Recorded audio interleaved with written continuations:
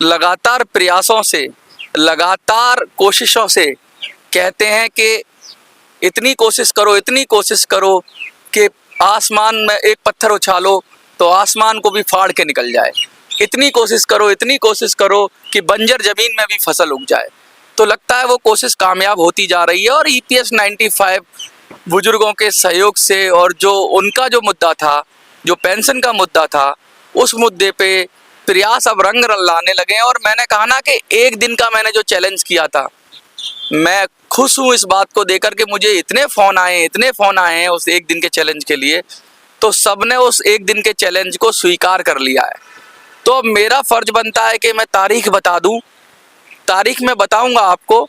तारीख बताने से पहले मैं कुछ और बात करना चाहता हूँ कि दिल्ली कब आओगे, कैसे आओगे, ये बात तो है ही है। और मैं ये बता दूं आपको कि अप्रैल के पहले हफ्ते में, जो पहला हफ्ता होता है, उसके आखिर में लगभग आपको तारीख मिलेगी। तो इतना समझ लीजिए कि आज से लगभग 7-8 दिन हैं आपके पास। उस तारीख में आपको आना है। तो अभी से आप अपनी तैयारी कर लीजिए। अप्रैल के पहले हफ्ते में करीब 3 तारीख से लेके और 7 तारीख के बीच में मैं आपको तारीख बताऊंगा। तो अभी तारीख कंफर्म नहीं है, हम लोग पुलिस परमिशन ले रहे हैं।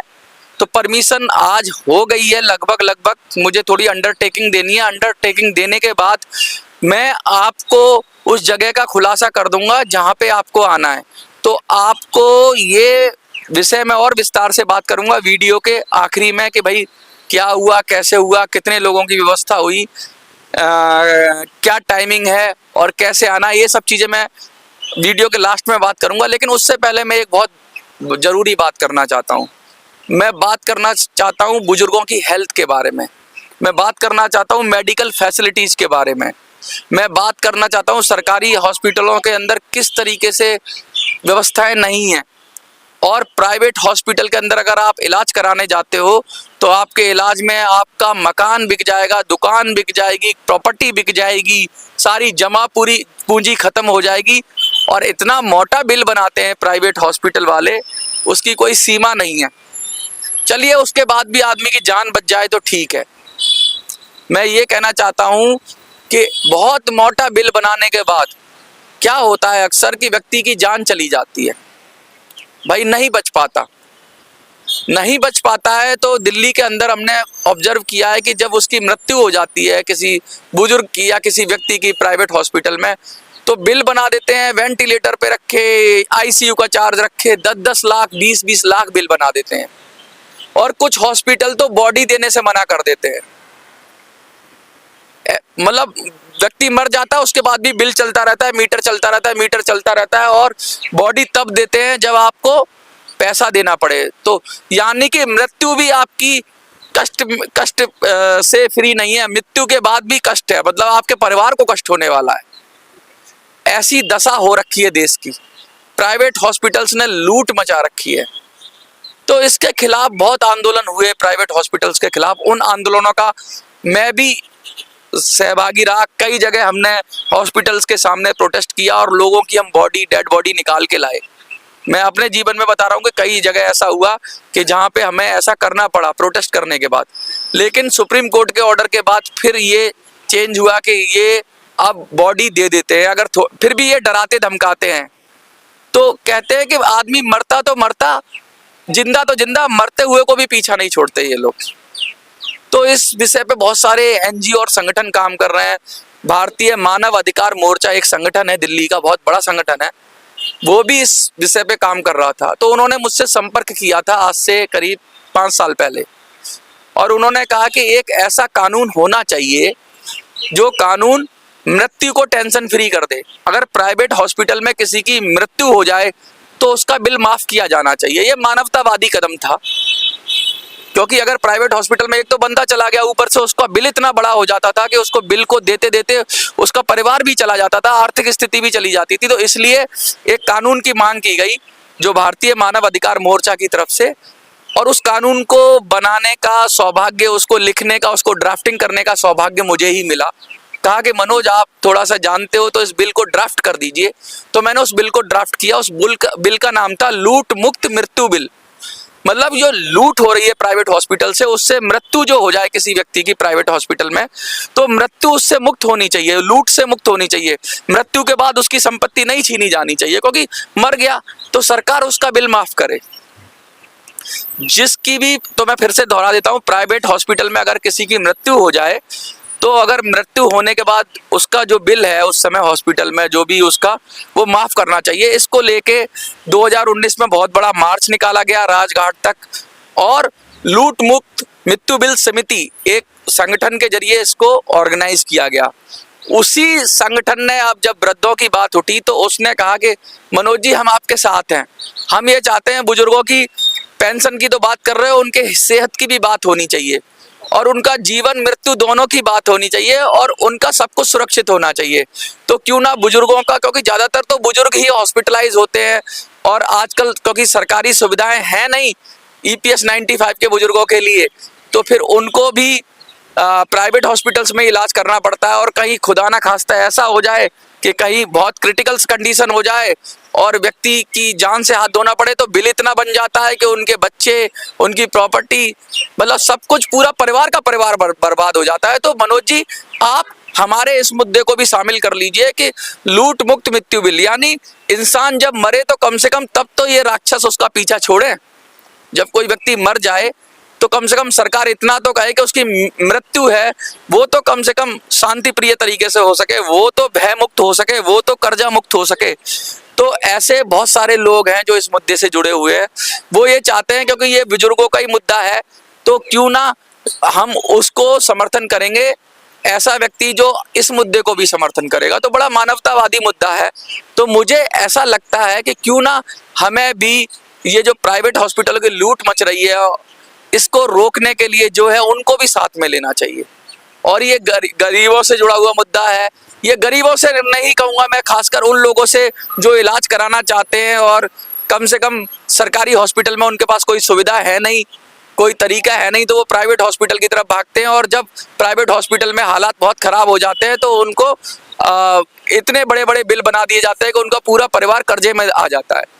तो ऐसे लोग, और ज़्यादातर इसमें हमारे बुजुर्ग ही होते हैं, क्योंकि सेहत की संबंधित जितनी भी समस्याएं हैं, चाहे वो किडनी की हो, हार्ट की हो, ये सब बुजुर्गों को ज़्यादा होती है, उम्र की वजह से होती हैं। क्योंकि हार्ट की अभी बहुत सारे पेशेंट हैं, बहुत सारे किडनी के पेशेंट हैं, और ये समस्याएं आने वाली हैं कि सरकारी हॉस्पिटल में इलाज नहीं मिलेगा। तो क्या मैं आपसे पूछना चाहता हूं कि हमें क्या भारतीय मानव अधिकार मोर्चा जैसे समूह को भी शामिल कर लेना चाहिए, जो ऐसी मानवतावादी सोच के साथ चल रहे हैं कि लूट मुक्त मृत्यु बिल जैसा एक बिल प्रावधान हो कि अगर प्राइवेट हॉस्पिटल में किसी की भी मृत्यु हो जाए तो सरकार उसका बिल माफ करे। इसका प्रावधान कैसे होगा, इसका फंड कैसे होगा, उसका पूरा तरीका मैंने बनाया था, उस समय हमारी पूरी टीम ने बनाया था, मैं ही लीड कर रहा था। तो उसमें ये व्यवस्थाएं बनाई थी हमने कि CSR जो होता है सरकार का, जो कंपनियां, कॉर्पोरेट कंपनियां, बड़ी बड़ी कंपनियां जो CSR देती हैं सरकार को, जो फंड इकट्ठा करती हैं, खर्च करती हैं, उसमें हेल्थ नहीं था। तो हेल्थ में भी, हेल्थ सेक्टर भी उसमें सरकार कानून ला के जोड़ दे। तो जैसे शिक्षा के लिए अन्य मदों में जो कॉर्पोरेट सोशल रेस्पॉन्सिबिलिटी होती है, वो कम से कम बुजुर्गों के लिए भी कॉर्पोरेट सोशल रेस्पॉन्सिबिलिटी हो जाए।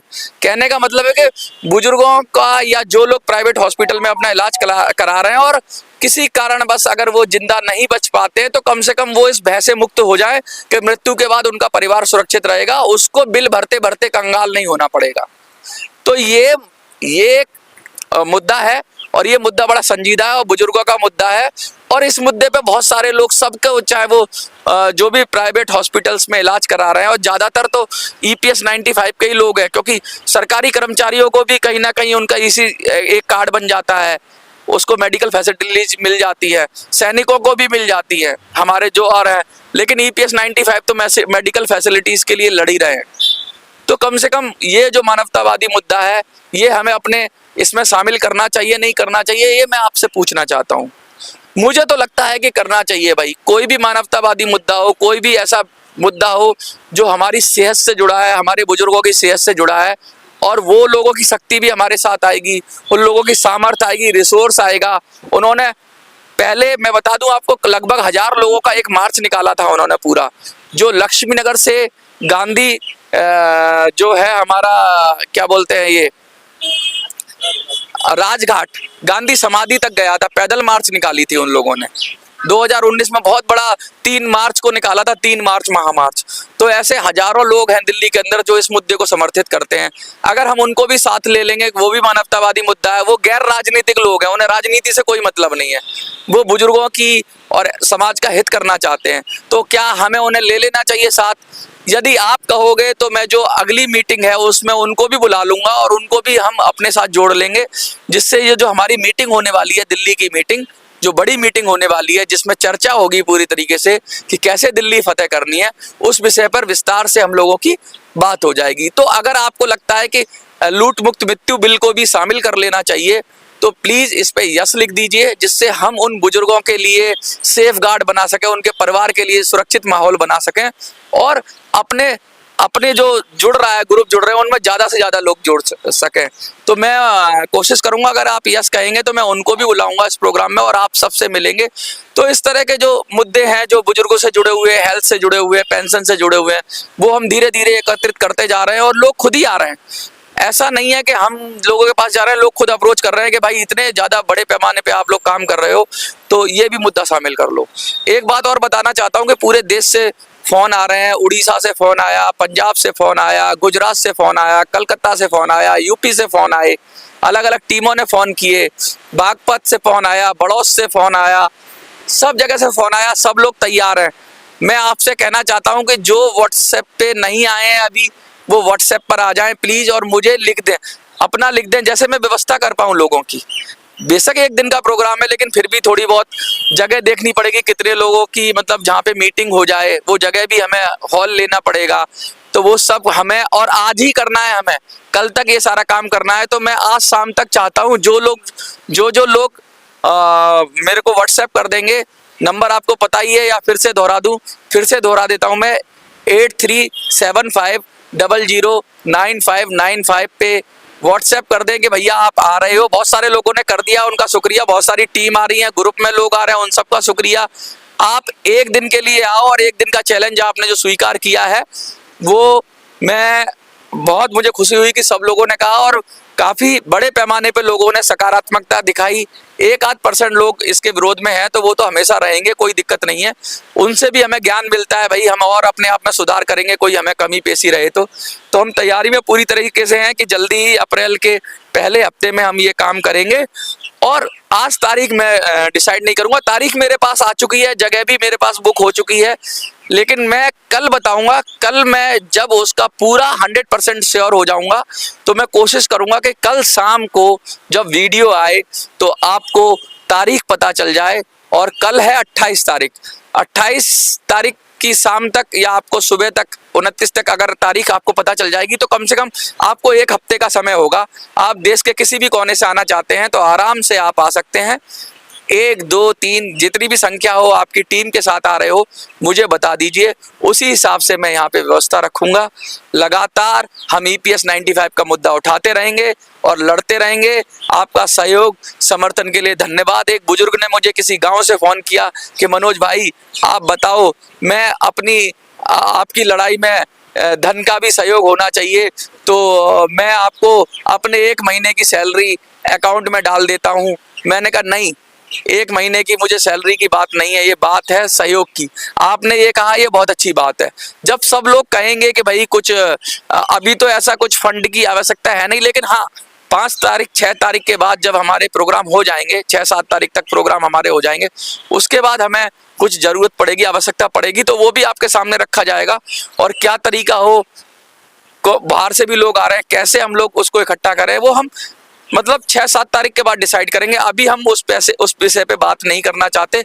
लेकिन हाँ, आप अपने से ही तैयार करो, आप ही का आंदोलन है और आप ही को लड़ना है, आप ही को आना जाना है। जितना मुझसे हो सकेगा मैं करूँगा, बाकी हम सब मिलके करेंगे और लड़ेंगे, जीतेंगे।